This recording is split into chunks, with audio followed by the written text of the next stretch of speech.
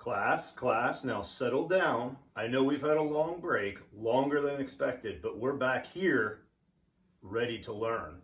You may have noticed some things have changed. Number one, I stopped combing my hair. I think it's a good look. Number two, during this whole long break, my eyes got bad. I now wear glasses.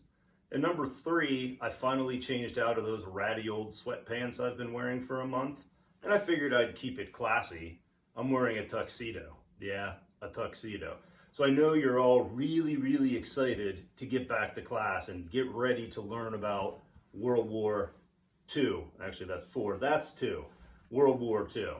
So as we were talking about before break, hey, what is that?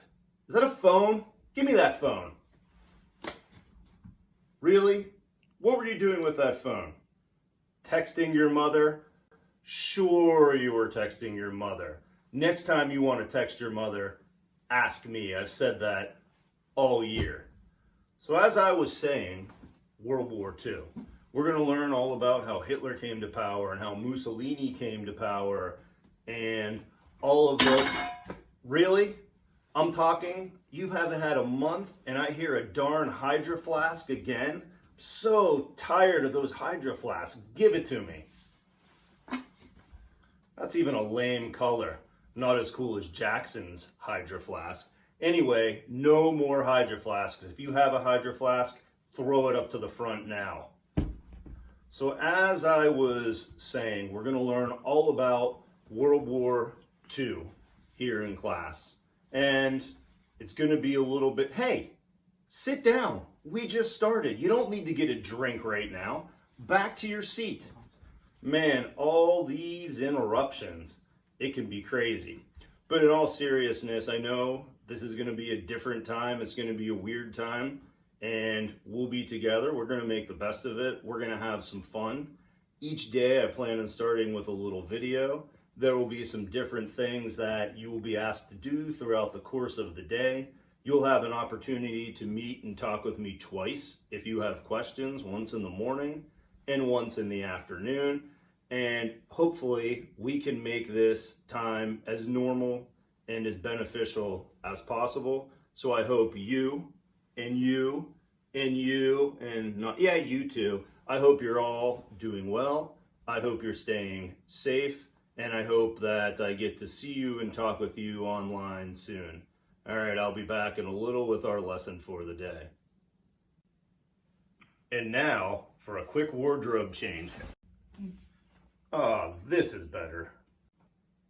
Oh, sorry, I didn't see you there. I was so lost in thought.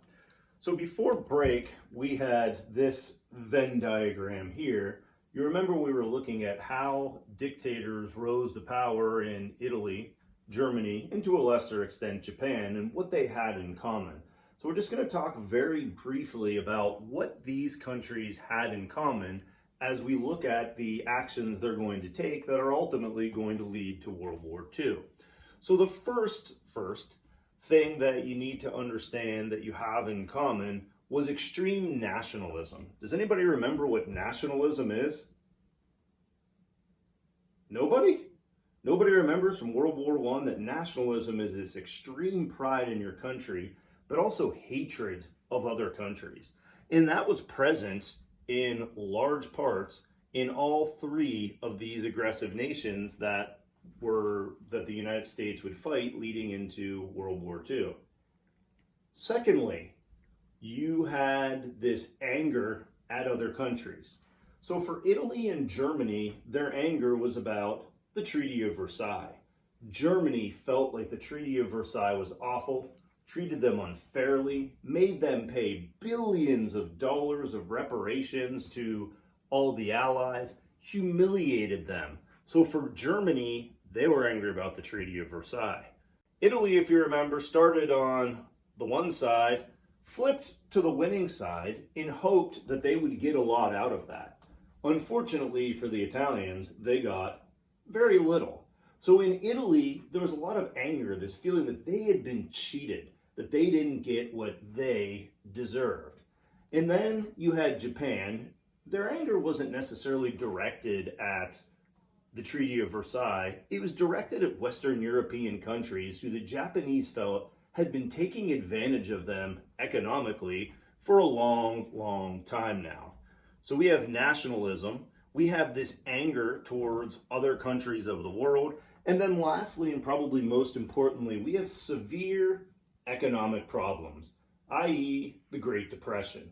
Germany went into the Great Depression first and spent the longest time and probably had the most severe impact of all three of these nations. But all of them, just like the United States, were touched by the problems of the Great Depression. Unemployment, homelessness, hunger, all of those were rampant in these countries. And to give you an idea of how bad it was, let's go to Germany. And up there you see the term inflation. Inflation is the slow but steady rising of prices over time. Every year, normal inflation is about 3%. So what cost you $1 this year should reasonably cost you $1.03 next year. That's normal inflation. But what was happening in Germany, because they were spending so much money paying back England and France, paying their reparations, that they just started printing money. And when they started printing money, their money became essentially worthless. Here's an item that we all need, and families typically use: a loaf of bread. The cost of a loaf of bread skyrocketed in Germany.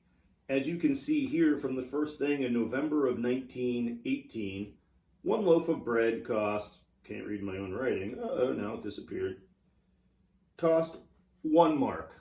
Well, that's pretty reasonable. 4 years later, it cost 163 marks, far exceeding the rate of inflation, but you ain't seen nothing yet. Going to the year September of 1923, one loaf of bread cost you 1,500,000 marks. Imagine trying to carry all those bills into your store. And then 2 months later, so what used to cost you 1.5 million marks now costs you over 200 billion marks. That's a lot of money. Try carrying that in your wallet or in your purse. Not going to happen. So essentially, money became worthless in Germany. German businesses would no longer accept it. The German economy was crumbling. So when you take together the anger at other countries, the extreme nationalism, and the crazy economic crisis, you have a situation where people will turn to leaders like Hitler, Mussolini, and a military dictatorship in Japan led by Tojo. Now that you've heard about all the problems in Germany, Italy, and Japan, go back to your paper, answer the question that is there, take the daily poll, and it's just for fun. I'll tell you about the results of that tomorrow, and then go ahead and submit your work. I hope you have a great day in quarantine, and I'll see you tomorrow.